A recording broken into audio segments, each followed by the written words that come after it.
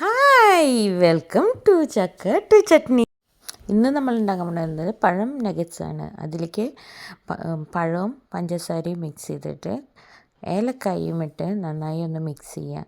അതിലേക്ക് എന്നിട്ട് പാലൊഴിച്ച് അതും ഒരുവിധം നന്നായി മിക്സ് ചെയ്യുക. എല്ലാ ഇതിൻ്റെയും ഡിസ്ക്രിപ്ഷൻ ബോക്സിലിട്ടുണ്ട് അളവുകളെല്ലാം. പിന്നെ അതിലേക്ക് നമ്മൾ മൈദയും അരിപ്പൊടിയും കൂടി മിക്സ് ചെയ്തതിന് ശേഷം കുറച്ച് ഞാൻ നാളികേരം ഇടുന്നുണ്ട്. നാളികേരം കൂട്ടിയിട്ട് നന്നായിട്ട് മിക്സ് ചെയ്യുക. ഇതിൻ്റെ കൂടെ ഞാൻ ഒരു ടേബിൾ ടീസ്പൂണോളം ഇഡ്ഡലി മാവ് ഇടുന്നുണ്ട്. ഇഡ്ഡലി മാവ് ഇല്ലാത്തവർ ബേക്കിംഗ് സോഡയും കുറച്ച് ഉപ്പും ഇട്ടിട്ട് അത് മിക്സ് ചെയ്താൽ മതി.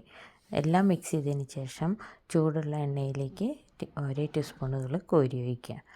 അത് നന്നായിട്ട് രണ്ട് ഭാഗവും നന്നായിട്ട് മൊരിഞ്ഞതിന് ശേഷം അത് നമ്മൾ പ്ലേറ്റിലേക്ക് പേപ്പർ ടവലിലേക്ക് ഇട്ടാൽ മതി. അപ്പോൾ ബാക്കിയുള്ള എണ്ണകളൊക്കെ അതിലേക്ക് വലിച്ചെടുത്തോളും.